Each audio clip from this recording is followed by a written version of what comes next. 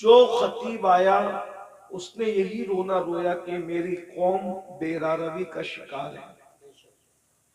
کسی نے بے نمازی پن کا رونا رویا کہ قوم بے نمازی ہے. کسی نے یہ دکھڑا سنایا کہ ہماری قوم سود خور ہے. کسی نے یہ دکھڑا سنایا کہ ہماری قوم میں ڈسپلین نہیں ہے. کسی نے یہ دکھڑا سنایا کہ ہماری قوم ماں باپ کی وفادار اور فرما بردار نہیں ہے. کسی نے یہ دکھڑا سنایا کہ میری قوم کے جوان اپنی جوانی کو ضائع کر رہے ہیں، جوانی کا مقصد سمجھ نہیں پا رہے ہیں. کسی نے یہ دکھڑا سنایا کہ ہماری قوم کا حال یہ ہو گیا ہے کہ اگر بہنیں گھر پر آتی ہیں تو بھائی کا چہرہ اتر جاتا ہے، وہ بھائی کو بہن کی اہمیت نہیں پتا ہے. کسی نے یہ کہا کہ علماء کی قدر نہیں کی جا رہی ہے. کسی نے یہ کہا کہ اداروں کی اہمیت نہیں ہے. کسی نے یہ کہا کہ ماہ رمضان شریف کی تعظیم نہیں ہے.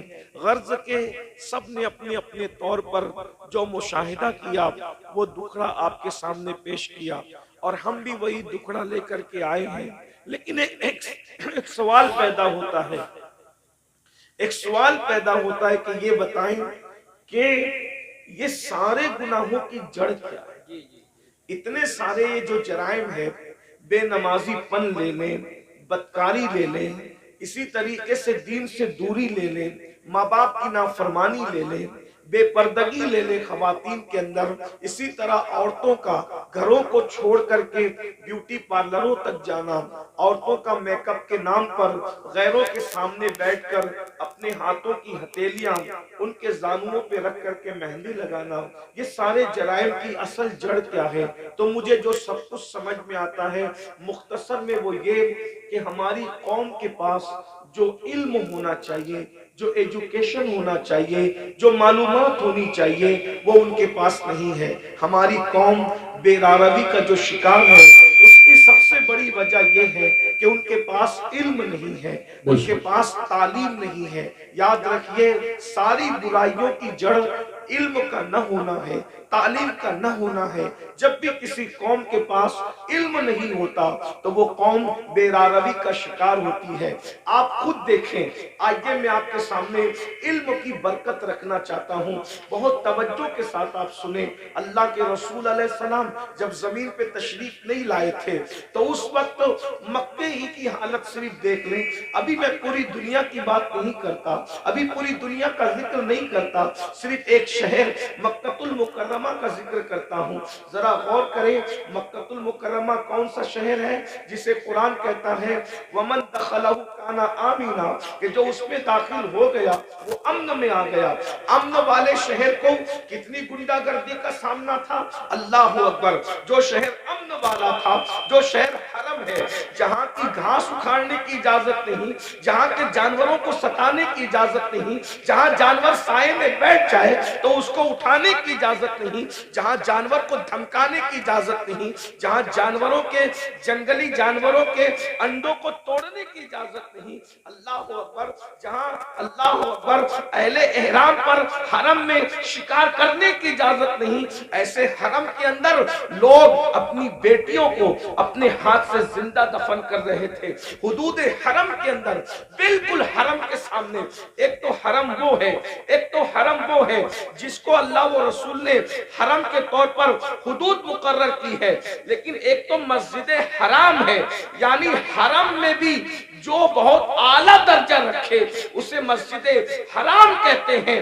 بالکل مسجد حرام کے سامنے اپنی بیٹیوں کو اپنے ہاتھوں سے زندہ دفن کر رہے تھے.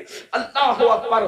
مائیں اپنے بچوں کو گود میں شراب پلا رہی تھی. جیسے آج بچے نہیں سوتے تو ماں نیند کی دوا پلاتی ہے، اس دور میں جب اللہ کے رسول تشریف نہ لائے تھے تو مائیں اپنی گود میں اپنے بچوں کو شراب پلایا کرتی تھی، زنا کا حال یہ تھا، اگر زنا کرنے کوئی عورت نہیں ملتی تو لوگ اپنی ماؤں کے ساتھ زنا کر لیا کرتے تھے۔ اتنی گندگی تھی کہ ایک ایک عورت کئی کئی مردوں کے ساتھ اپنا رشتہ اور تعلق رکھا کرتی تھی۔ اللہ اکبر، ذرا غور کریں اس گندے ماحول میں جبکہ جانوروں کے ساتھ بدکاری ہو رہی ہے، ماں کے ساتھ بدکاری ہو رہی ہے، ماں کی گود میں شراب پلائی جا رہی ہے، اللہ کے گھر پہ 360 بت رکھ دیے گئے ہیں، ننگے ہو کر کعبے کا طواف کرتے ہیں، عورتوں کو منحوس سمجھتے ہیں، بیواؤں کو منحوس سمجھتے ہیں، بیواؤں کے ساتھ بدسلوکی کرتے ہیں، کمزوروں پہ ظلم کرتے ہیں، کمزوروں کا مال کھا جاتے ہیں۔ جب اللہ کے رسول تشریف لائے، اللہ کے رسول علیہ السلام نے اتنا گندا ماحول دیکھا تو ماحول دیکھنے کے بعد حضور علیہ السلام نے ان کے سامنے نماز کی بات نہیں کی۔ ذرا میں توجہ چاہتا ہوں آپ سب کی، اہل منبر کی بھی توجہ چاہتا ہوں، ذرا غور کریں ماحول کتنا بگڑا ہوا تھا۔ حضور علیہ السلام نے پہلے دن نماز کی بات نہیں کی، پہلے دن روزے کی بات نہیں کی، پہلے دن حج کی بات نہیں کی، پہلے دن زکوٰۃ کی بات نہیں کی، پہلے دن صدقے کی بات نہیں کی۔ اتنے گندے ماحول میں اللہ کے رسول جو سب سے پہلا حکم لے کر کے آئے وہ کیا تھا؟ اتنے گندے ماحول میں سب سے پہلا جو حکم لائے وہ کیا تھا؟ تو قرآن کہتا ہے اقرا بسم ربک الذی خلق خلق الانسان من علق۔ اللہ اکبر، اندازہ فرمائے اس گندے ماحول کے اندر حضور سب سے پہلے علم کی بات لے کر آئے، پڑھو لکھو پڑھو لکھو، کیونکہ حضور جانتے تھے جس دن ان کو پڑھنا لکھنا آ گیا اس دن ان کی زندگی بدل جائے گی۔ اور اللہ کے رسول علیہ السلام اللہ کی کتاب لے کر کے آئے، اللہ کے رسول ہمارے نبی کتاب لے کر آئے، ہمارے نبی صاحب کتاب نبی ہے، صاحب کتاب پیغمبر ہے، صاحب کتاب رسول ہے۔ اور کون سی کتاب لائے؟ اسے قرآن کہا جاتا ہے۔ قرآن کو قرآن اس لیے کہا جاتا ہے کہ کوئی کتاب اتنی نہیں پڑھی گئی جتنا قرآن پڑھا گیا ہے، اور جتنا قرآن پڑھا جائے گا اتنی کوئی کتاب پڑھی نہیں جا سکتی۔ یہ چیلنج ہے، یہ قرآن کا معجزہ ہے کہ دوست تو پڑھیں گے، اس کو دشمن بھی پڑھتے نظر آئیں گے۔ یہ قرآن ہے، حضور قرآن لے کر کے آئے۔ اب بتاؤ حضور نے کس قوم کو پڑھایا؟ نماز کا عنوان اپنی جگہ، انکار نہیں، روزے کا عنوان اپنی جگہ، انکار نہیں، حج کا عنوان اپنی جگہ، انکار نہیں، زکوٰۃ کا عنوان اپنی جگہ، انکار نہیں۔ حضور نے پہلے پڑھایا، عرب کے جاہلوں کو پڑھایا، عرب کے بوریہ نشینوں کو پڑھایا، عرب کے بکریوں کے لے جانے والے جنگلوں میں بدوؤں کو پڑھایا۔ اور جب پڑھایا تو انقلاب کیا آیا؟ دیکھو علم کا انقلاب کتنی جلدی آتا ہے، یاد رکھنا ہر انقلاب کو آنے میں ٹائم لگتا ہے، علم کا انقلاب کتنی جلدی آتا ہے۔ جو اپنی بچیوں کو زندہ دفن کر رہے تھے 23 سال بھی نہیں گزرے، اپنی بیٹیوں کو زندہ دفن کرنے والے دوسروں کی بیٹیوں کو پالنے کی تیاری کر رہے تھے، اس لیے کہ حضور نے ان کو علم کا زیور عطا کیا تھا۔ اللہ اکبر، ماں کی گود کے شرابی، ماں کی گود کے شرابی جو ماؤں کی گود میں شراب پینے کے عادی بنے تھے، ایک اعلان پر وہ سب کے سب شراب سے توبہ کرتے۔ یہاں تو جلسوں میں کروڑوں تقریریں ہو جائیں، مقرر تقریر کرتے کرتے مر جائے، مقرر جو اس کی آواز بیٹھ جائے، مقرر کالی داڑھی سے اس کی داڑھی تقریر کرتے کرتے سفید ہو جائے، مقرر کی حالت بدل جائے، قوم کی حالت نہیں بدلتی۔ کیوں؟ وہاں ایک ہی اعلان میں پوری قوم نے شراب سے توبہ کی، بس اتنا کہا تھا، اے لوگو آج سے شراب حرام ہو گئی، آج سے شراب حرام ہو گئی۔ جن کے منہ میں تھی انہوں نے اگل دی، منہ سے اگل دی، جن کے ہاتھ میں تھی انہوں نے اونڈیل دی، جن کے مٹکوں میں تھی انہوں نے نالیوں میں بہا دی۔ مدینے کی گلیوں میں شراب بہ رہی تھی، ایک اعلان، وجہ حضور نے اس قوم کو پہلے ایجوکیٹ کیا تھا، علم عطا کیا تھا، انہیں پتا تھا اگر حرام کریں گے تو نقصان کیا ہوگا۔ آج ہماری قوم کو نہیں پتا ہے، حلال و حرام میں کوئی تمیز نہیں کیونکہ ان کے پاس علم نہیں ہے۔ آج ہماری قوم کو غسل اور وضو نہیں پتا ہے، ان کے پاس علم نہیں ہے۔ اگر وہ شادی میں ڈی جے لگا رہے ناچ رہے تو ان کو پتا نہیں ہے کہ اس کا نقصان کیا ہے۔ وہ یہ سمجھتے ہیں اللہ ناراض ہوگا تو سزا دے گا، لیکن اللہ کی سزا کیا ہوگی، اس کی شکلیں کیا ہوگی، یہ انہیں کچھ پتا نہیں۔ جس دن انہیں پتا چل جائے کہ خدا کے عذاب کی شکلیں کیا ہوتی ہے، ایک جلسے میں تو نہیں بتایا جا سکتا، لیکن تھوڑے سے وقت میں اشارہ کرنا چاہتا ہوں۔ جس دن پتا چل جائے نا میرے بھائی کہ خدا کے عذاب کی شکلیں کیا ہوتی ہے، تو بندہ قدم اٹھانے سے بھی پہلے سوچے گا کہ میں یہ قدم اٹھاؤں کہ نہیں اٹھاؤں۔ آج ہماری قوم کو بس اتنا پتا ہے کلمہ پڑھ لیا ہم مسلمان ہو گئے، گوشت و انڈا مچھلی کھاؤ اور ہم مسلمان ہیں، جمعہ 2 رکعت پڑھنے چلے جاؤ ہم مسلمان ہیں، عید میلاد النبی آئے تو جلوس میں شرکت کرو ہم مسلمان ہیں، محرم آئے تو محرم کی محفلیں سجا لو ہم مسلمان ہیں، اسی طریقے سے 11ویں آئے تو غوث پاک کی نیاز کر لو ہم مسلمان ہیں، چھٹی آئے تو اجمیر شریف والے سرکار کا ذکر کر لو ہم مسلمان ہیں، سفر کا مہینہ آئے تو ساری قوم مل کر کے بریلی شریف کے قریب رہتے ہیں اس سے اعلیٰ حضرت میں شریک ہو جائے ہم مسلمان ہیں۔ لیکن پتہ ہی نہیں ہے، تقاضا نہیں ہے کہ اسلام کیا کہہ رہا ہے، ہم سے کیا کہہ رہا ہے، اللہ ناراض ہوگا تو کیا کرے گا، کس طریقے کی کا عذاب دے گا، اس کے عذاب کی شکلیں کیا ہوگی۔ قرآن کہتا ہے ان عذاب ربک لواقع ما لہ من دافع، بے شک تیرے رب کا عذاب واقع ہو کر رہے گا، اور جب اللہ تجھے عذاب دینے کا فیصلہ کر لے تو اس وقت اللہ کے عذاب سے تجھے کوئی روک نہیں سکے گا۔ ان بطش ربک لشدید، تیرے رب کی پکڑ بڑی سخت ہے۔ لوگ سمجھتے ہیں اللہ کریم ہے مولانا ہمیں معاف کر دے گا، بے شک اللہ کریم ہے، اللہ رحیم ہے، اللہ ستار ہے، اللہ غفار ہے، لیکن کیا آپ کو یہ خبر ہے جن کی شکلیں قرآن کہتا ہے کہ سور کی طرح ہو گئی، جن کی شکلیں قرآن کہتا ہے کہ بندر کی طرح ہو گئی، ان کے بارے میں آپ نے قرآن پڑھا؟ یہی تو ہے کہ قرآن نہیں پڑھا، سب کی کتاب پڑھی، رب کی کتاب نہیں پڑھی، کہانی کس سے پڑھے، قہقہوں کی کتاب پڑھی، سیریل دیکھیں، ہنسنے ہنسانے کے سیریل دیکھے، رونے رلانے کے سیریل دیکھے، اللہ کی کتاب نہیں پڑھی۔ اللہ کی کتاب اٹھا کے پڑھو تو اس غیور خدا کی غیرت پتہ چلے گی۔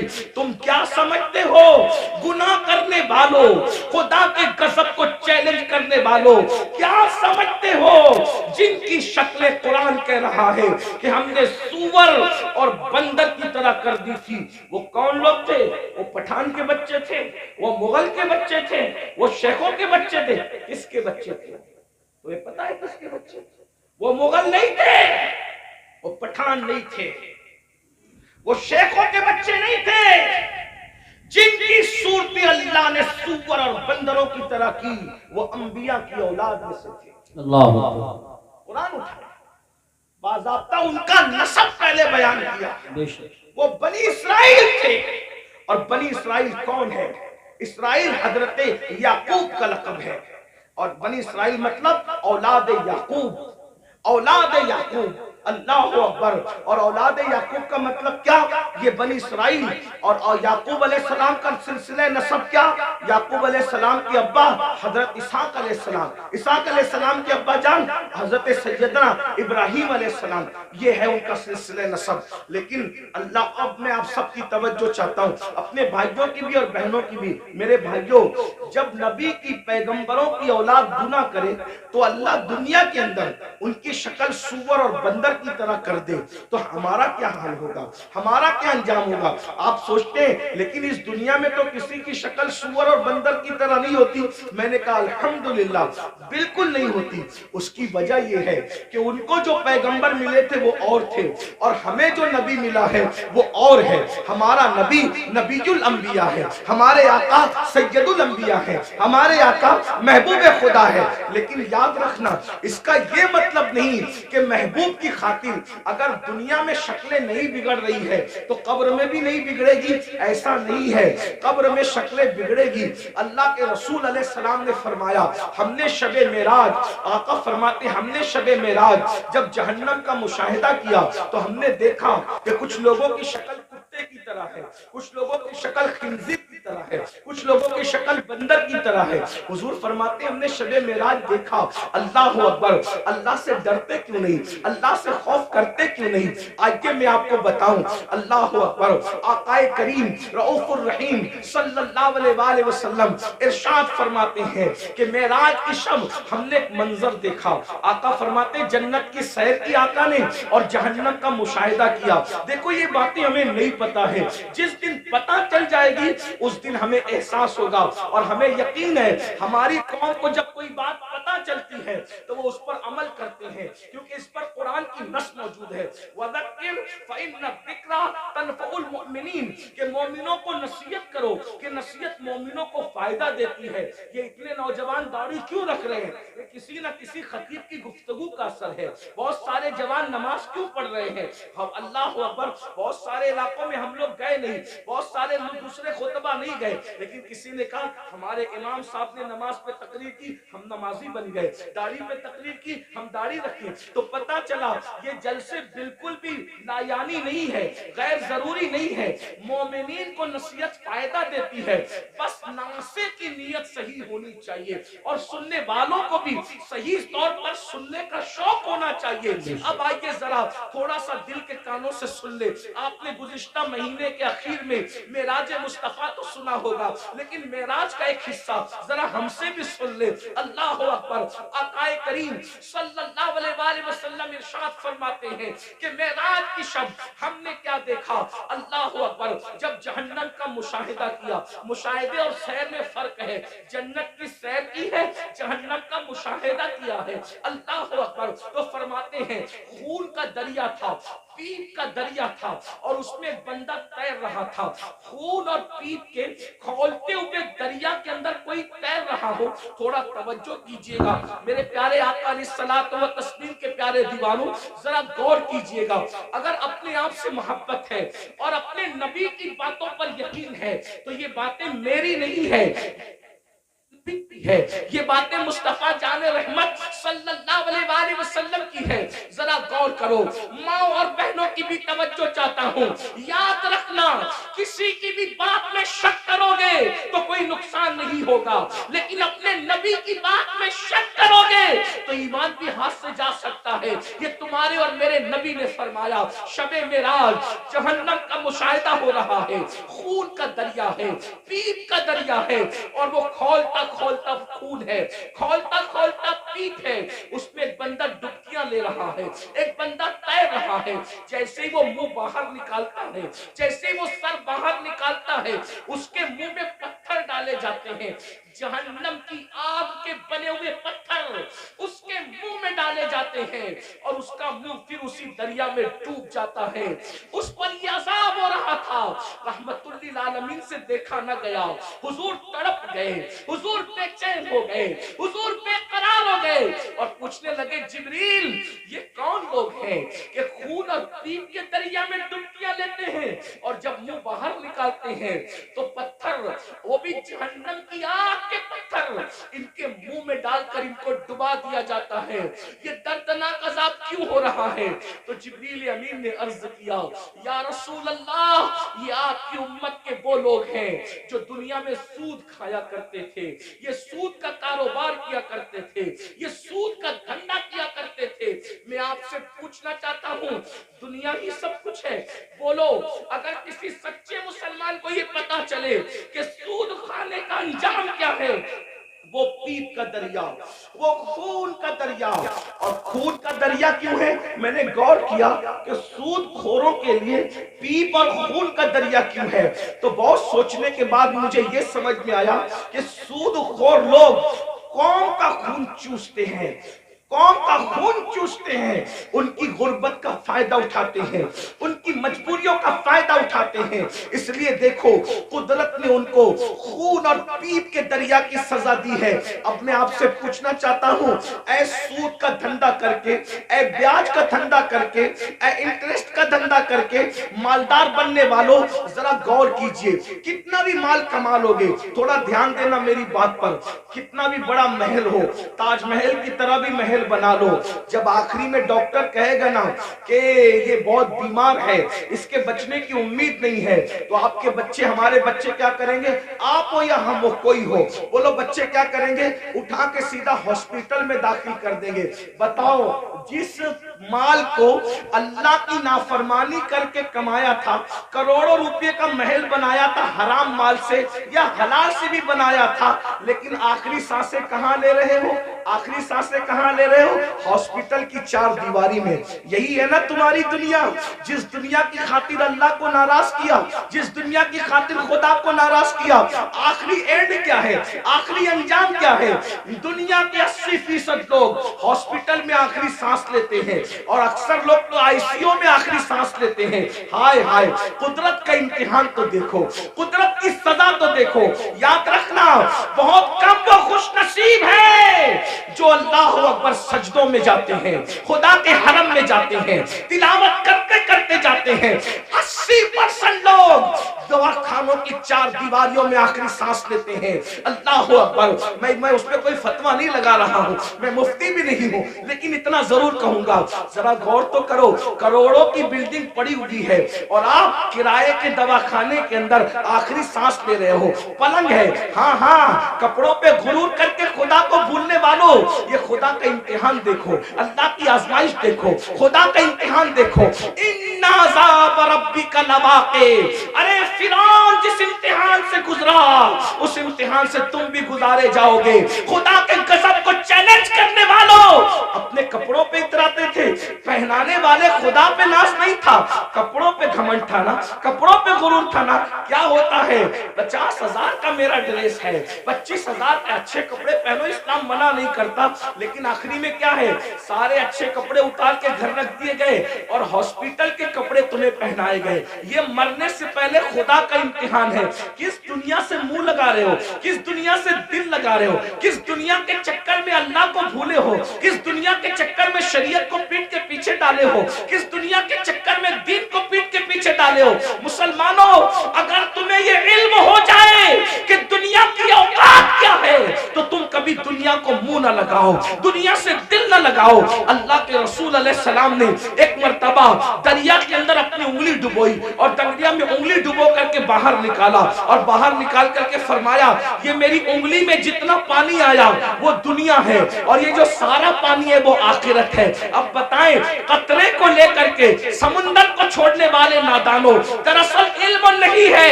اگر ہمیں علم ہوتا تو پتا چلتا, والآخرۃ خیر وابقیٰ, آخرت بہتر بھی ہے, آخرت باقی رہنے والی بھی ہے, دنیا باقی رہنے والی ہے ہی نہیں.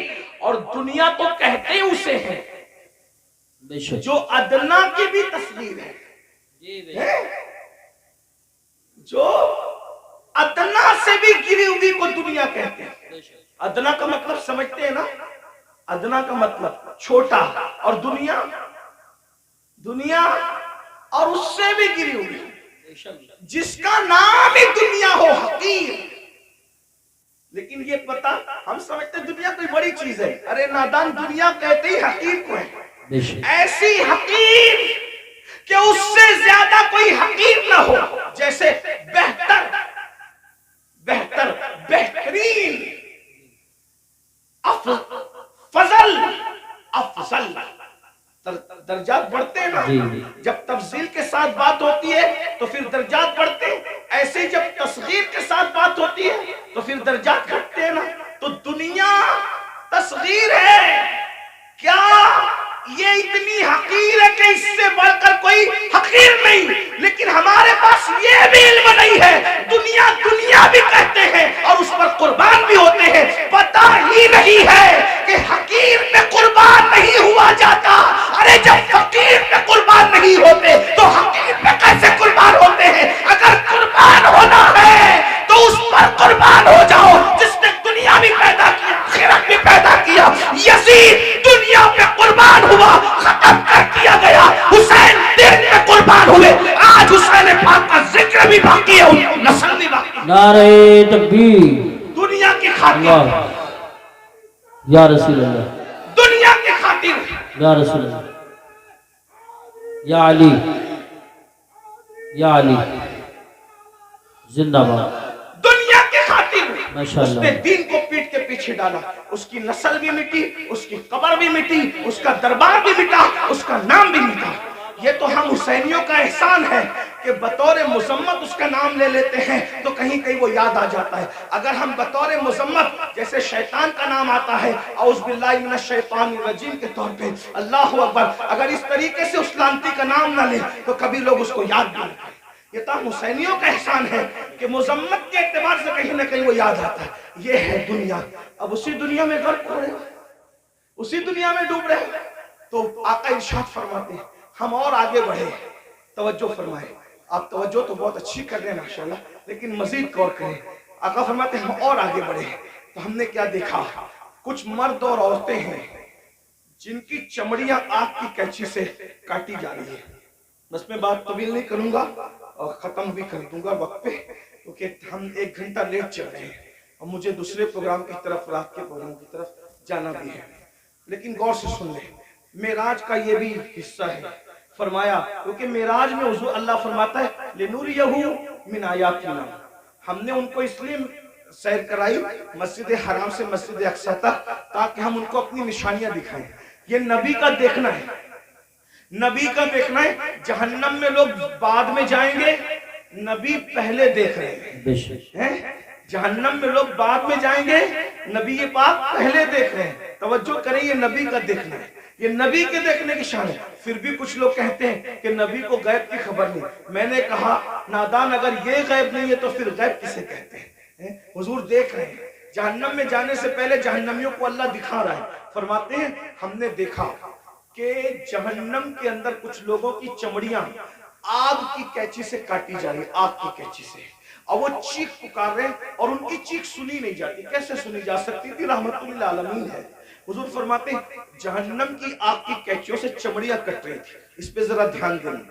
دنیا کی آگ نہیں اور دنیا کی کینچیاں بھی نہیں، جہنم کی آگ، جہنم کی کینچی اور چمڑیاں کٹ رہی. وہ چلا رہے ہیں. میں نے پوچھا جبریل یہ کون لوگ ہیں؟ اس میں مرد اور عورتیں ایک ساتھ تھے، وہ ننگے تھے. مرد اور ایک ساتھ تھے، ننگے تھے، ان کی چمڑیاں کٹ رہی تھی آگ کی کینچی سے اور چلا رہے تھے. پوچھا جبریل یہ کون ہے؟ جبریل امین نے کہا یا رسول اللہ صلی اللہ علیہ وآلہ وسلم، یہ آپ کی امت کے وہ لڑکے اور لڑکیاں ہیں، وہ مرد اور عورتیں ہیں جو سج دھج کر گھروں سے اس لیے نکلتے تھے. لڑکے اس لیے سج کے نکلتے تھے کہ ان کو لڑکیاں دیکھیں، اور لڑکیاں اس لیے سج دھج کے نکلتی تھی کہ ان کو لڑکے دیکھیں اور ایک دوسرے کے فتنے میں بدکاری میں مبتلا ہو جائیں. تو یہ ان کو آگ کی کینچی سے آج کاٹا جا رہا ہے. دیکھیے سجنا سنورنا برا نہیں ہے، لیکن اس لیے سچ کے نکلنا کہ لوگ میری طرف گناہ کے حوالے سے مائل ہوں، بدکاری، ورنہ سج کے نکلنا تو میرے نبی کی سنت ہے. ام المومنین سیدہ عائشہ صدیقہ فرماتی ہیں کہ جب حضور گھر سے نکلتے تھے اگر آئینہ میسر نہیں ہوتا تو حضور پانی میں اپنی شکل انور دیکھا کرتے تھے. تو میں کہتی تھی حضور آپ بھی؟ تو آقا فرماتے ہیں عائشہ اللہ حسن والا ہے اور وہ حسن کو پسند کرتا ہے. اگر کوئی بندہ گھر سے سج سنور کر زینت کے ساتھ نکلتا ہے تو جس کے پاس جاتا ہے اس کی بھی اور جو جاتا ہے اس کی بھی اللہ دونوں کی مغفرت فرما دیتا ہے. ہمارے یہاں تو نماز کے لیے بھی سج سنور کر مسجد جانے کا حکم ہے، لیکن افسوس اس بات پر ہے سجنے پر اسلام اعتراض نہیں کرتا، سنورنے پر اسلام اعتراض نہیں کرتا، زینت کرنے پر اسلام اعتراض نہیں کرتا.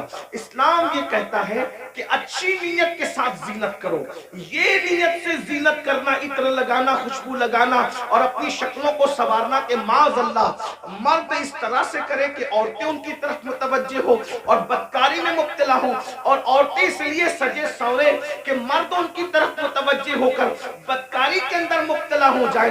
میرے آقا صلی اللہ علیہ وآلہ وسلم کی کنیزوں سے ایک بات کہنا چاہتا ہوں، سنورنا عورتوں کو ضرور ہے لیکن باہر نکلنے کے لیے نہیں بلکہ اپنے شوہر کے لیے. یہاں تک فرمایا گیا جو عورت اپنے شوہر کا دل خوش کرنے کے لیے بنتی اور سنورتی ہے، اللہ تبارک و تعالی ایسی عورت کو نفل نماز پڑھنے سے زیادہ ثواب عطا فرماتا ہے. لیکن یہاں بازار میں جانے کے لیے نہیں سنورنا، ولیمے میں جانے کے لیے نہیں سنورنا، باہر نکلنے کے لیے نہیں سنورنا. عورت کو اگر سنورنا ہے تو شوہر کے لیے سنورنا ہے. اور ایک بات بھی اپنی بہنوں سے کہہ دوں، اللہ کے رسول علیہ السلام نے تو یہاں تک فرمایا جو عورت عطر اور خوشبو لگا کر اپنے घर से निकलती है कि वो खुशबू मर्दों को अपनी तरफ माइल करती है। ऐसी औरतें क़यामत के दिन ज़ानिया औरतों की हैसियत से उठाई जाएगी। अल्लाह अकबर। ज़िनाकार औरतों की हैसियत से उठाई जाएगी। औरतों को बाहर निकलते वक्त तो खुशबू भी नहीं लगाना चाहिए और बुर्का भी उनको ऐसा पहनना चाहिए कि इतना ढीला ढाला बुर्का हो कि माँ अल्लाह अकबर कि पहनने वाली औरत जो है वो उसका जिस्म छोटा है या बड़ा है, उसका जिस्म दुबला है या मोटा है, इस बारे में किसी को अंदाजा ना हो। इतने ढीले और इतने भद्दे कपड़े पहनने चाहिए बुर्के के हवाले से। लिबास अच्छा पहनो लेकिन बुर्के का कपड़ा भद्दा हो, बुर्के का कपड़ा चमकीला ना हो, बुर्के पे डिजाइन ना हो। इमाम गजाली रहमतुल्लाह अलैह ने आज से 900 साल पहले फतवा दिया था कि डिजाइन वाला बुर्का पहनना जायज नहीं है। 900 साल पहले औरतों को डिजाइन वाला बुर्का पहनने से मना कर दिया गया और आज तो बुर्के के डिजाइन तो देखो कि माज़अल्लाह जो नहीं देखने वाला वो भी देखने लगे। ये कैफियत है, ये हालात हैं। इसलिए मैं अपनी बहनों से कहूंगा, देखो ये दुनिया है बहनों, ये दुनिया है। एक जुमले के लिए अपनी आखिरत बर्बाद मत करो। यही एक जुमला ना कि सहेलियों में बंद संवर के जाऊंगी तो सहेलियां कहेगी तू कितनी अच्छी लग रही है। बस एक जुमला, इस एक जुमले पे अपनी आखिरत खराब कर रही हो। इस एक जुमले को सुनने के लिए अपनी आखिरत बर्बाद कर रही हो। मेरी बहनों कौन क्या कहेगा? सहेलियां इतना कहेगी, रिश्तेदार की औरतें इतना कहेगी तू कितनी अच्छी लग रही है और बढ़कर एक लंबी गाली भी दे देगी कि तू तो बिल्कुल हीरोइन की तरह लग रही है। मैं समझता हूँ कि हमको कोई हीरो या हीरोइन कहे इससे बड़ी कोई गाली मुझे नहीं लगती। क्यों? इसलिए कि हीरो हीरोइन कौन है? ये वो लोग हैं जो स्क्रीन के सामने आके ज़िना करते हैं, ये नाचते हैं। तो किस कोई हमको नचनिया, भाई अगर कोई कहे कि तू मौलाना लग रहा है तो मौलाना का मतलब क्या? इल्म वाला। मौलाना का मतलब क्या? शरीफ। मौलाना का मतलब क्या? नमाजी। मौलाना का मतलब क्या? मुत्तकी, परहेजगार। अब अगर कोई कहे कि तू तो हीरो लग रहा है, तू हीरोइन लग रही, तो आप मुझे बताएं कि वो लोग क्या क्या करते हैं। मैं किसी से नफरत नहीं करने की बात कर रहा हूँ, मैं कोई नफरत की बीज नहीं बोने आया हूँ, लेकिन एक बात कहता हूँ, स्क्रीन पर आकर के ज़िना करते हैं कि नहीं करते? फाहिशा औरतों से भी ज्यादा गंदे ये लोग हैं कि फाहिशा औरतें तो छुप करके घरों में ज़िना करवाती हैं, लेकिन ये तो स्क्रीन पर आकर के ज़िना करते हैं, कैमरे के सामने आकर ज़िना करते हैं, बदकारियां करते हैं। और तुम खुश होते हो कि मुझे तो ये कहा जा रहा है, फिल्मी अदाकारा से तशबीह दी जा रही, मैं कितनी अच्छी लग रही हूँ। मेरी बहन ये गाली। और सुन लो, एक ऐसा गंदा जुमला सुनने के लिए तुम अपने नबी को नाराज कर रहे हो, तुम अपने खुदा को नाराज कर रहे हो। अल्लाह अकबर। इसलिए मेरी गुजारिश है, ये दुनिया हमेशा नहीं रहने वाली, ये दुनिया ने हमेशा नहीं रहना, दुनिया ने खत्म होना है। बल्कि दुनिया जब खत्म होगी हमारी जिंदगी तो दुनिया खत्म होने से पहले ही खत्म हो जाएगी। और बुजुर्गों ने फरमाया कयामत जब आएगी जरूर आएगी, लेकिन उसकी कयामत तो उसी दिन आ गई। कब आ गई उसकी कयामत? जिस दिन हमारी रूह का रिश्ता हमारे जिस्म से टूट गया, जिस दिन हमारा इंतकाल हो गया, उसी दिन हमारी कयामत आ गई। अब हम आखिरत की तैयारी नहीं कर सकते। मैं अपनी बहनों से पूछना चाहता हूँ और आपसे भी कहना चाहता हूँ, कभी तसव्वुर किया, अपनी कब्र का तसव्वुर किया? एक दिन हम कब्र में जाएंगे, जरूर जाएंगे, कब्र के अंदर दाखिल होंगे, जरूर दाखिल होंगे। सोचो तो सही, वहां का अंधेरा सोचो। जाना तो है, उसका कोई इनकार कर सकता है? नहीं कर सकता। जाना तो है, कब्र में अंधेरा है, करवट बदलने के लिए भी जगह नहीं है, वहां कीड़े हैं, वहां मकोड़े हैं, वहां सांप है, वहां बिच्छू है, कोई बचाने वाला नहीं, कोई मदद करने वाला नहीं, कोई मददगार नहीं। जरा मेरे भाइयों गौर करो, मेरी बहनों गौर करो, वो वक्त कैसा होगा? थोड़ी देर के लिए, एक लम्हे के लिए तसव्वुर करो, वो वक्त कैसा होगा जब इन गोरे गोरे खूबसूरत नरम नाजुक गालों को कब्र के कीड़े खा रहे होंगे। कब्र के कीड़े जब इनको खा रहे होंगे, उस वक्त कैफियत क्या होगी? हाँ, ये आंखें जिस पर गुरूर और तकब्बुर और घमंड करते हो, इन आंखों को कब्र के कीड़े पी चुके होंगे, इसके आंसू पी चुके होंगे, इसके दीदे पी चुके होंगे। और अल्लाह अकबर, ये जिस्म, ये नर्म और नाजुक जिस्म जिस पे बड़ा घमंड है इंसान को, इसकी चमड़ी, इसका गोश्त, हड्डियां सब कब्र के कीड़े चट कर जाएंगे। उस वक्त हमारा क्या बनेगा? इसलिए मेरे भाइयों, मेरी बहनों, اللہ سے ڈرو، ان سب چیزوں کی معلومات حاصل کرو کہ اللہ کا عذاب کیا ہے، اللہ کے عذاب کی شکلیں کیا ہے۔ اور آج میں تو یہ کہتا ہوں قبر میں جو عذاب ہوگا وہ تو ہوگا، قبر میں جو سزا ملے گی وہ تو ملے گی، جہنم میں جو ملے گی وہ تو ملے گی، لیکن دنیا میں سزا اللہ دے رہا ہے۔ آج دنیا کے 90% لوگ جو ہیں بے چین ہے، بے قرار ہے، مضطرب ہے، وہ لوگوں کو سکون نہیں ہے۔ سب کہتے ہیں حضرت سکون نہیں ہے، کوئی کہتا ہے اللہ حضرت سب کچھ ہے سکون نہیں ہے، کوئی کہتا ہے بیٹی کو رشتہ نہیں ہے، کوئی کہتا ہے اولاد نہیں ہے۔ جس کو اولاد ہے فرما بردار نہیں ہے، فرما بردار ہے ان کو نوکریاں نہیں ہے، گھر میں روزی روٹی کا مسئلہ ہے۔ ہر مسلمان نہیں بلکہ ہر انسان کسی نہ کسی مسئلے میں الجھا ہوا ہے۔ یہ مسئلے کیا ہیں؟ یہ مسئلے نہیں ہے، یہ مسئلے جو ہے اللہ کے عذاب کی ایک شکل ہے۔ اللہ نے بطور عذاب مسلط کیا ہے۔ بیٹی کو رشتہ نہیں آتا، یہ اللہ کے عذاب میں سے ایک عذاب ہو سکتا ہے۔ یاد رکھنا، روزی کے لیے در در بھٹک رہے ہو، خدا کے عذاب میں سے ایک عذاب ہو سکتا ہے۔ سوتے ہو نیند نہیں آتی، نیند کی گولیاں لے کر بھی سوتے ہو پھر بھی نیند نہیں آتی، اللہ کے عذاب میں سے ایک عذاب کی شکل ہو سکتی ہے۔ اولاد نافرمان ہے، ماں باپ کو گالیاں دے رہے ہیں، ماں باپ کو گھر سے نکال رہے ہیں، ماں باپ کو ذلیل کر رہے ہیں، ماں باپ کو رسوا کر رہے ہیں، یہ سب کیا ہے؟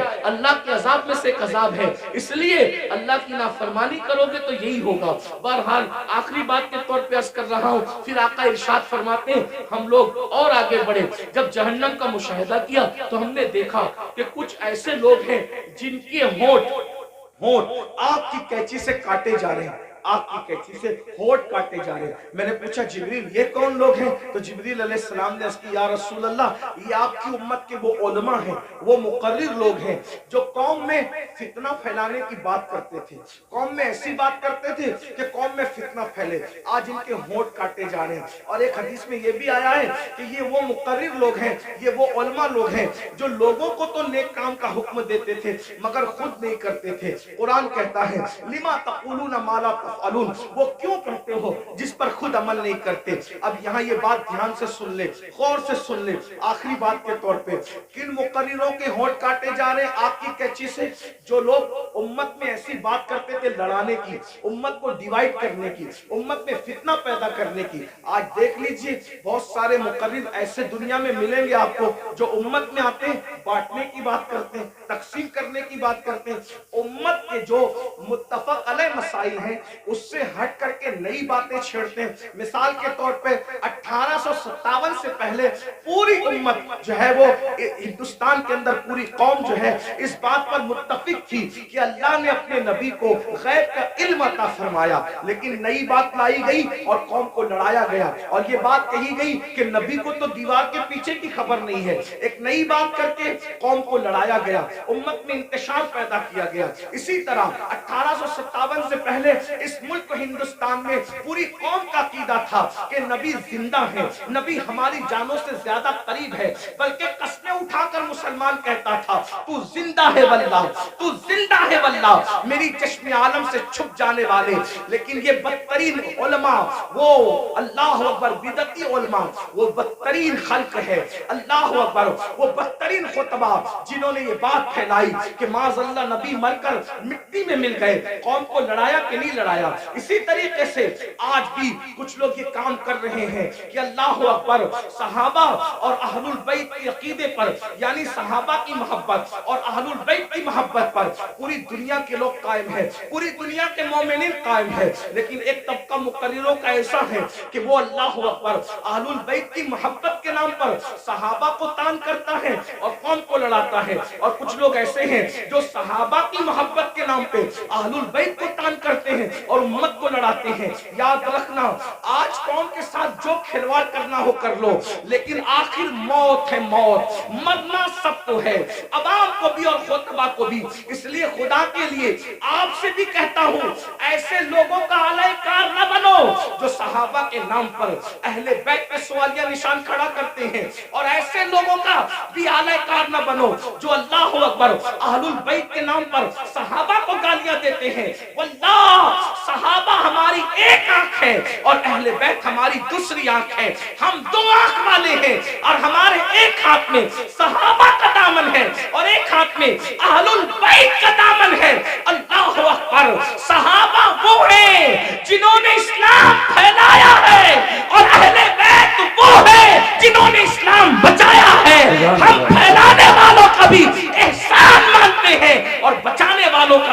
कुरान मानते हैं। नारे तकबीर, नारे रिसालत, मसलके आला हजरत, नारे तकबीर, हजरत अल्लामा मौलाना।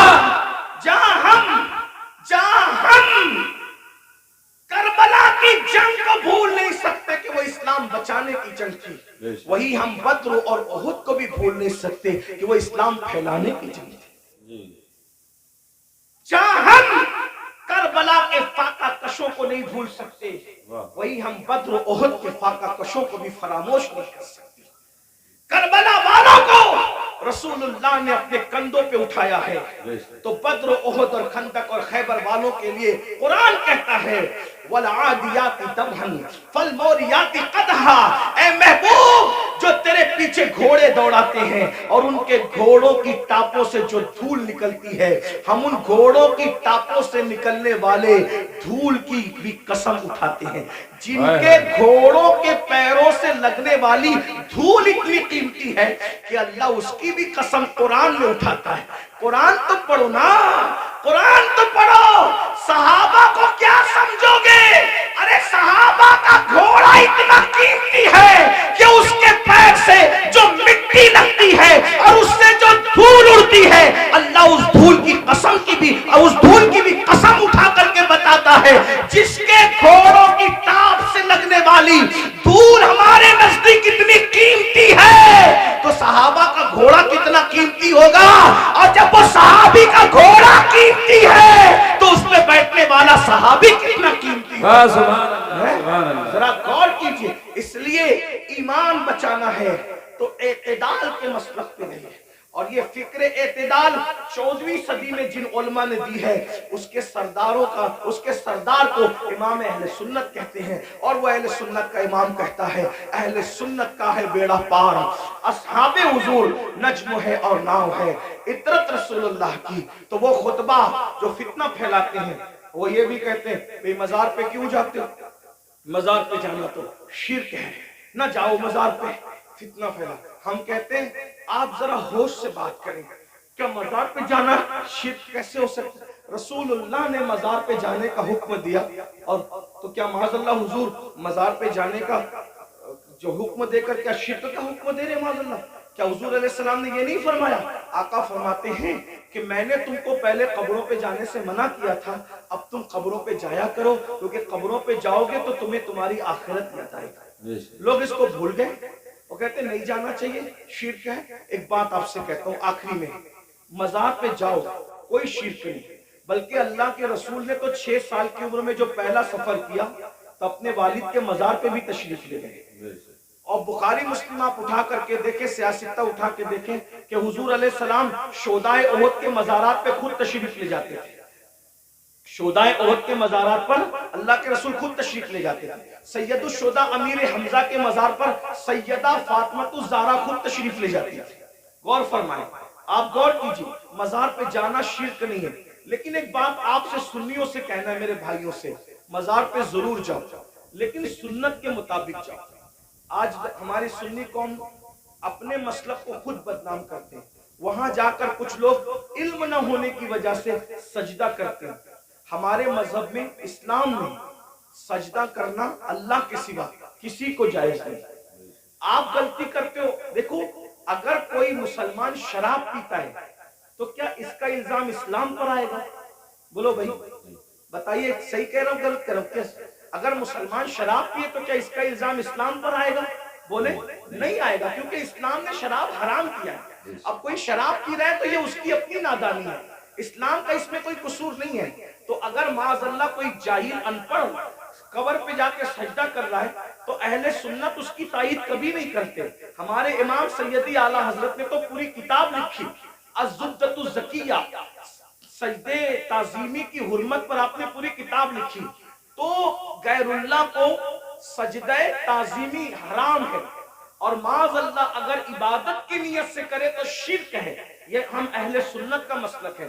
سجدہ کرنے کے بارے میں ہم سنیوں کو لوگ بدنام کرتے ہیں، جھوٹ بولتے ہیں، تجاول عارفانہ سے کام لیتے ہیں کہ ہم تائید کرتے ہیں۔ ہمارے کسی سنی ذمہ دار عالم نے کبھی قبر پر سجدہ کرنے کی اجازت نہیں دی، اس کی تائید نہیں کی۔ بھائی اگر ہم قبروں کو سجدہ کرتے تو پھر ہم مسجدیں کیوں بناتے؟ ہم اتنی محنت کر کے چندے کر کے مسجدیں کیوں بناتے؟ بھائی جو قبروں کو سجدہ کرے گا اس کی مسجد کیسے ہوگی؟ ہماری مسجدیں ہیں، اور آج بھی اتنی گنڈا گردی لوگوں نے کی ہمارے ساتھ، آج بھی پورے ملک ہندوستان میں نہیں بلکہ پوری دنیا میں سب سے زیادہ اگر کسی کی مسجدیں ہیں تو وہ صرف اور صرف ہم اہل سنت و جماعت کی مسجد۔ بے شک اتنی مسجدوں پہ قبضہ کیا، ناجائز قبضہ کیا، چھینا، پھر بھی سب سے زیادہ مسجدیں ہماری ہیں۔ الحمدللہ دلی کی جامع مسجد کے بانی سے لے کر مراد آباد کی جامع مسجد کے بانی تک تاریخ اٹھا کر کے دیکھ لو، سب کے سب آپ کو اہل سنت ملے گا، کوئی اہل بدعت آپ کو نہیں ملے گا، الحمدللہ رب العالمین۔ لیکن یہ بات سنیوں میں تم سے کہتا ہوں، قبروں پہ جا کے سجدہ مت کرو، اپنا اسلام بدنام ہوتا ہے، اپنا مسئلہ۔ اور ایک بات کہتا ہوں، جس چیز سے اللہ رسول نے روک دیا اس میں کبھی کوئی فائدہ ہی نہیں ہے۔ جب ہم اپنے نبی کو سجدہ نہیں کر سکتے ہم کسی ولی کو سجدہ کیسے کر سکتے ہیں؟ ہم کسی پیر کو سجدہ، آپ کو میری بات بری لگے گی تو معاف کرنا، لیکن یہ میں آپ کی آخرت کے لیے کہہ رہا ہوں۔ آپ سوچیں گے نہیں ہمیں تو فلاں نے بتایا۔ ایک بات میں آپ سے کہہ دوں، آپ کس کے مرید ہیں؟ آپ کہیں گے میں قادری سلسلے میں مرید ہوں، کوئی آپ کہیں گے میں چشتی سلسلے میں مرید ہوں، کوئی کہے گا میں نقشبندی سلسلے میں مرید ہوں، کوئی کہے گا میں سہروردی سلسلے میں مرید ہوں، کوئی کہے گا میں مداری سلسلے میں مرید ہوں، کوئی کہے گا میں وارسی سلسلے میں مرید ہوں، کوئی کچھ۔ سب سلسلے جو حق ہے، جتنے بھی سلسلے حق ہیں، سب سلسلے ہمارے سر اور آنکھوں پر ہیں۔ لیکن یہ علماء کی موجودگی میں ایک بات میں آپ سے کہوں ذمہ داری کے ساتھ، یاد رکھیے کسی بھی سلسلے سے مرید ہونا اس وقت تک کام نہیں آئے گا جب تک کہ تم پہلے شریعت کے مرید نہ بنو۔ بے شک پہلے شریعت کے مرید بنو پھر قادری ہونا کام آئے گا۔ جی جی پہلے شریعت کے مرید بنو پھر چشتی ہونا کام آئے گا۔ پہلے شریعت کے مرید بنو پھر نقشبندی ہونا کام آئے گا۔ پہلے شریعت کے مرید بنو پھر سہروردی ہونا کام آئے گا۔ اگر شریعت کے مرید نہیں بنے تو نہ غوث پاک بنا دیں گے، نہ غریب نواز بنا دیں گے، نہ شاعر نقشبند بنا دیں گے، نہ شاعر سہرورد بنا دیں گے، لٹکتے رہ جاؤ گے، برباد ہو جاؤ گے۔ کیونکہ یہ سارے بزرگوں نے شریعت کے لیے ہی اتنی بڑی بڑی قربانیاں دی۔ اگر غوث پاک گیلان چھوڑ کر بغداد آئے تو صرف تحفظ شریعت کے لیے آئے۔ یہ غریب نواز اپنا وطن چھوڑ کر، بلکہ مدینہ منورہ کے مدرس تھے غریب نواز، 3 سال مسجد نبوی میں حدیث کا درس دیا۔ اگر یہ سب کچھ چھوڑ کر کے ہندوستان آئے شریعت کے تحفظ کے لیے، اسلام کی خاطر آئے، ورنہ اور کیا لالچ تھی ان کو؟ کیا کوئی تخت پہ بیٹھنا تھا، کوئی تاج حاصل کرنا تھا، کسی کی کٹیا پہ حملہ کرنا تھا، کسی کی زمین پہ قبضہ؟ کچھ بھی نہیں، ایک ہی مقصد تھا، بھٹکے ہوئے آہو کو پھر سوئے حرم لے جائے۔ دین کے لیے آئے تھے، اس لیے اللہ کو اپنی مرضی سے راضی مت کرو، اللہ کو اللہ کے بنائے ہوئے قانون سے راضی کرو، اللہ کو اللہ کی مرضی سے راضی کرو۔ تو یہ قبروں پہ سجدہ کرنا حرام ہے اگر سجدہ تعظیمی ہے تو، اور اگر سجدہ عبادت ہے تب تو مشرک ہو گئے، ایمان ہی نہ رہا۔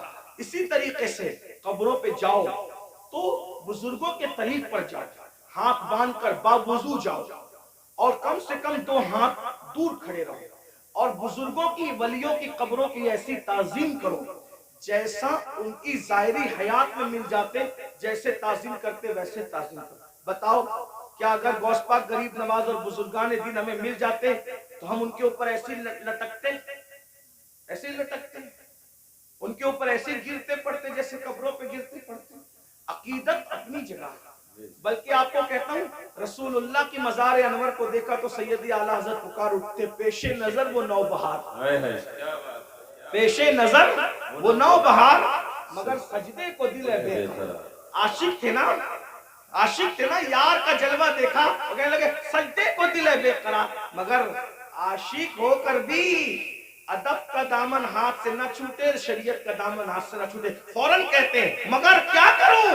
روکیے، سر کو روکیے، ہاں یہی امتحان کیا بات ہے، یہ امتحان ہے ہمارا۔ اس لیے اب ایک بات کہہ دوں، کڑوی لگے تو معاف کرنا، جن کو سجدہ کرنا حرام ہے وہاں جا کے سجدے کرتے ہو، اور جس کو سجدہ کرنے کا حکم ہے اس کو سجدہ نہیں کرتے۔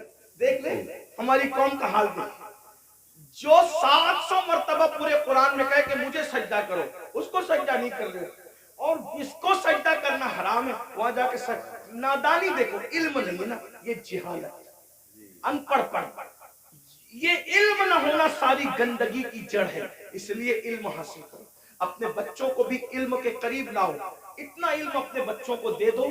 میں نوجوانوں سے کہتا ہوں جتنا علم حاصل کرنا علم دین ہر مسلمان پہ فرض ہے، اتنا علم سیکھیے، اتنا علم سیکھیے، آپ پہ فرض ہے جتنا نماز کا، روزے کا، حج کا، زکوٰۃ کا، نکاح کا، طلاق کا، یہ سب علم سیکھیے، اور ساتھ ہی ساتھ دنیاوی ایجوکیشن طے کیجئے کہ کم سے کم ہمارا ہر بچہ بچی گریجویٹ ہونا چاہیے، اس سے کم ہمیں نہیں پڑھانا ہے، چاہے اس کے لیے ہمیں نوکری کرنا پڑے، 8 گھنٹے کی بجائے 12 گھنٹے محنت کرنا پڑے، علم کی طرف پیش رفت کرو۔ اور یہ صرف جلسوں کی حد تک نہیں، عہد کر کے اٹھو کہ مجھے، ہمارے ماہرہ کے مشائخ نے اعلان کیا آدھی روٹی کھائیں گے، بچوں کو پڑھائیں گے، اگر آدھی روٹی کھانا پڑے تو کھاؤ، اپنے بچوں کو پڑھاؤ، اگر عید پہ کپڑے نہیں بنتے تو نہ بنے، لیکن بچوں کی فیس ہمیں ضرور بھرنا ہے، اچھے سے اچھے اسکول میں ان کا داخلہ کرانا ہے، اچھے سے اچھے اسکول میں ان کو جو ہے ایڈمیشن ان کا کروانا ہے، اور ان کو اعلیٰ تعلیم دلانا ہے۔ اگر ہندوستان کا مسلمان صرف 1 دہائی 10 سال ایجوکیشن پہ محنت کر لے، 10 سال، ملک کے حالات بدلیں۔ ایک شخص کہہ رہا تھا کہ ہم اپنی قوم کے ہاتھ میں تلوار دیں گے، میں نے کہا تم جو چاہے کرو، ہم تمہیں کچھ نہیں کہتے، لیکن ہم اپنی قوم کے ہاتھ میں تلوار نہیں دیں گے، ہم مسلمان اپنی قوم کے ہاتھ میں تلوار نہیں دیں گے، ہم اپنی قوم کے ہاتھ میں قلم دیں گے، قلم، جس کو تلوار دینا ہے وہ دے، تم جانو تمہارا کام جانو، لیکن مسلمانوں سے ہم ہر جلسے میں اپیل کرتے ہیں کہ ہم اپنے بچوں کے ہاتھ میں تلوار کیا، ہم تو گلیل بھی دینا نہیں چاہتے، آج کی تاریخ میں ہم قلم دینا چاہتے ہیں۔ یاد رکھنا تلواریں اٹھتی ہے تو گردنیں کٹتی ہے، اور جب قلم اٹھتا ہے تو غربت کٹتی ہے، جب قلم اٹھتا ہے کمزوریاں کٹتی ہے، قلم اٹھتا ہے دشمن زیر ہوتے ہیں، قلم اٹھتا ہے انقلاب آتا ہے۔ میرے نبی قلم اور کتاب لے کر کے آئے تھے، اس لیے کوئی بچہ ان پڑھ نہ رہنے پائے۔ جو کچھ ہوا، اور جو بچے 10ویں 12ویں پڑھ کے ڈراپ آؤٹ ہو گئے، ہٹ گئے، ان سے میں کہتا ہوں آج گھر بیٹھ کر کے بہت سارے کورسز کیے جا سکتے ہیں، اس لیے موبائل میں گیم کھیل کر وقت ضائع کرنے کی بجائے، ادھر ادھر بیٹھ کر اس کے اوٹے پر اس کے نکڑ پہ بیٹھ کر وقت ضائع کرنے کی بجائے، بچیوں سے بھی کہتا ہوں اگر 10ویں 12ویں پڑھ کر کے چھوڑ دیا ہے تو بہت سارے ایسے آج کورسز ہیں کہ گھر پہ بیٹھے بیٹھے آپ تعلیم حاصل کر سکتے ہو۔ لاک ڈاؤن کے اندر میں بھی جو ہے وہ 11ویں پڑھ کے میں نے چھوڑ دیا، میرے 11ویں پڑھ کے چھوڑنے کا واقعہ بھی ایک عجیب سا ہے۔ اصل میں سنی دعوت اسلامی کے ماحول میں تھا، میں 11ویں میں جب جونیئر کالج میں میرا ایڈمیشن ہوا، ماں باپ کی تمنا تھی کہ اس کو ٹیچر بنائیں گے، تو خاص طور پہ امی کی تمنا تھی اس کو ٹیچر بنائیں۔ میں جیسے کالج جونیئر کالج میں نے قدم رکھا تو دیکھا کہ لڑکے اور لڑکیاں ساتھ پڑھتے ہیں اور بے پردہ ہیں، اور 11ویں پہنچنے کے بعد سب بالغ ہو گئے، تو اتنا شعور نہیں تھا مجھے، لیکن اتنا تو تھا کہ لڑکیوں کے ساتھ نہیں بیٹھا جا سکتا بے پردہ۔ تو میں نے ٹیچر سے کہا، کلاس ٹیچر سے، عبدالعزیز سر ہمارے تھے، میں نے کہا کہ لڑکیوں کے ساتھ تو بیٹھنا ناجائز ہے۔ وہ ہنسنے لگے، بولے حیرت ہے اس دور میں ایسی بات کوئی کرتا ہے، تو پاگل تو نہیں ہوا؟ میں نے 1 مہینے تک کے یہ بات کرتا رہا، آخر ہمارے پرنسپل نے کہا ایسی بات نہیں، میں نے کہا یا تو ڈیوائیڈ کر دیں یا تو پھر ہم چلیں، اور میں نے جو ہے وہ پھر اس کے بعد چھوڑ دیا۔ میرے سر میرے گھر تک آئے، اتفاق سے وہ میرے ابا کے بھی کلاس ٹیچر رہ چکے تھے، اور میرے بھی ایک ہی اسکول میں، ہمارے ابا نہیں پڑھا ہم نے بھی پڑھا، تو وہاں پر وہ آئے، کہا کہ ابا، وہ کہا کہ تیرے بیٹے کو سمجھا کہ یہ پاگل تو نہیں ہوا ہے؟ میں نے کہا کچھ بھی ہو میں نے نہیں پڑھنا، شریعت نے منع کیا، حالانکہ آپ ایسا نہیں کرنا ہے، علماء سے آپ پوچھنا، علماء آپ کو بتائیں گے حالات کے تحت معاملات ہوتے ہیں، لیکن اس وقت ماحول ایسا تھا ہمارا سنی دعوت اسلامی کا ماحول، تقوی کا، پرہیزگاری کا۔ اب تو ہم متقی نہیں ہیں، وہ پرہیزگاریاں ہی نہیں ہیں، لیکن بہرحال تو وہ ماحول تھا تو ہم نہیں گئے تھے۔ لیکن میرے عزیز ساتھی، میرے بڑے بھائی کی طرح، وہ بھی ایک اسکول کے پرنسپل اور ہماری سنی دعوت اسلامی کے رکن شورا ہیں، قاری رضوان خان صاحب، اس نے کہا کہ پڑھ لے بھائی، ورنہ ایسے ہی رہ جائے گا. میں نے کہا اگر میں اچھی نیت سے اللہ کی شریعت کے لیے چھوڑ رہا ہوں تو اللہ اس کا صلہ مجھے دے گا. اور اللہ نے مجھے صلہ یہ دیا کہ آج میں ایک English medium school and junior college کا چیئرمین ہوں الحمدللہ. اور تقریباً 50 ٹیچرز جو ہے وہ اس وقت کم و بیش الحمدللہ جو ہے وہ ہمارے اندر میں کام کرتے ہیں. یہ کرم ہے. مجھے یہ یقین ہے شریعت کا دامن جس نے پکڑا ہے تو اللہ نے اس کو کبھی ذلیل نہیں ہونے دیا, رسوا نہیں. لیکن بہرحال پھر مجھے احساس تھا کہ میں پڑھ نہیں سکا. پھر میری پوری توجہ دینی تعلیم کی طرف ہوگی. ویسے میں 7th اور 8th سے میں جو ہے وہ عالم کورس کی طرف چلا گیا تھا, لیکن میں نے سوچا کہ پوری توجہ 11ویں کے بعد اسی پہ مرکوز کر دی جائے, اسی طرف میں نے توجہ رکھی. لیکن پھر مجھے احساس تھا کہ میں نے دنیاوی تعلیم کو بھی آگے بڑھا. تو لاک ڈاؤن کا فائدہ اٹھاتے ہوئے پھر میں نے ایم اے کے اندر ایڈمیشن لیا ابھی. ہاں الحمدللہ. ہاں, اور اس کے پہلے ایگزام میں شرکت کا پروگرام تھا اور اس کی تاریخ اور حج کی تاریخ سیم ہو گئی تو نہیں دے سکا. لیکن بہرحال میں نے اس طرف پیش رفت کی اور انشاءاللہ تو آپ سے بھی میں کہتا ہوں, میں یہ آپ کو ہی کہہ کے جا رہا ہوں, نہیں میں آپ سے, میں نے خود بھی اس پر عمل کیا ہے الحمدللہ. اور میں انشاءاللہ تعالیٰ اس کی کوشش کروں گا کہ 1 سال میں اس کی تکمیل کروں جو رہ گیا ہے. بہرحال اتنی لاک ڈاؤن میں تو فری تھے تو جو ہونا تھا وہ جو کرنا تھا وہ کر لیا. لیکن اب دوروں کی مصروفیت نہیں, لیکن اللہ نے آپ کو وقت دیا, فرصت کا وقت دیا ہے. آپ جو پارٹ ٹائم کورسز ہے وہ کریں. بلکہ جو نوجوان دنیا نہیں پڑھے ہیں وہ گھر بیٹھے کورسز کا فائدہ اٹھا کے دنیا پڑھ لیں. اور جو جوان دنیا پڑھ چکے ہیں, ڈاکٹر ہے, انجینئر ہے, ٹیچر ہے, ان کو چاہیے کہ عالم کورسز بھی اب جو ہے یعنی کہ آن لائن پڑھائے جا رہے ہیں. تو آپ 2 گھنٹہ نکال کر کے علماء سے, ہمارے مفتی حارث صاحب, جامعی اور بھی سب, میں سب کے نام نہیں جانتا, ان سے رابطہ قائم کر کے معلوم کریں کہ اچھا تعلیمی نظام آن لائن کہاں ہے تو آپ بھی کریں. الحمدللہ ہمارے بہت سارے سنی دعوت اسلامی کے ایسے مبلغین جو ڈاکٹر ہیں, ٹیچر ہیں اور انہوں نے فارمیسی کیا ہے, آن لائن انہوں نے کورسز کیے اور وہ بہت سارے لوگ آن لائن کورسز کر کے عالم بن گئے. تو میری گزارش ہے, کام کرنے سے ہوتا ہے, علم پڑھنے سے آتا ہے. تھوڑی محنت کیجئے. جتنا ٹائم موبائل میں لگاتے ہو, جتنا ٹائم نکڑوں پہ لگاتے ہو, جتنا ٹائم ہوٹلوں پہ لگاتے ہو, جتنا ٹائم ادھر ادھر بیٹھ کے لگاتے ہو, اس کو تعلیم میں خرچ کیجئے. دنیاوی تعلیم بھی اور دینی تعلیم بھی, دونوں تعلیم حاصل کیجئے. اللہ تعالیٰ کی بارگاہ میں دعا ہے اللہ ہم سب کو عمل کی توفیق عطا فرمائے.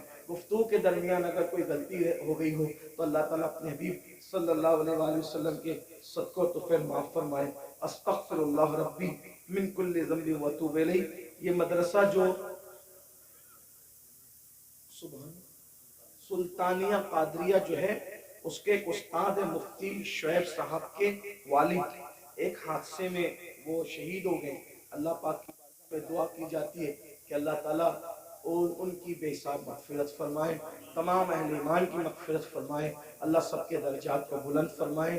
السلام علیکم ورحمۃ اللہ وبرکاتہ. ایک گزارش میری آپ سے ہے جو ہمیشہ کرتا ہوں کہ آنے میں بھی ایسے دھکم دھکی, میں سمجھتا ہوں کہ اب ہمیں ڈسپلین کا مظاہرہ کرنا چاہیے. دیکھیے ہم لوگ تو گنہگار لوگ ہیں, ہماری کوئی اوقات اور حیثیت ہی نہیں. حجر اسود بھی اگر چومنے سے کسی کو دھکا لگتا ہو تو اسلام کہتا ہے حجر اسود مت چومو, دھکا دے کے حجر اسود مت چومو, استلام کر لو. تو میں تو اپنے لیے نہیں کہتا, لیکن نیک علماء کے لیے اتنا مشورہ دوں گا کہ ان سے مصافحہ کرنے کی بجائے نظروں سے علماء کی, اللہ والوں کی زیارت کر لیا کرو. ہم تو گنہگار ہیں, ہم نہ زیارت کے قابل ہیں نہ ملنے کے قابل ہیں, لیکن آپ اس کا خیال کیجیے.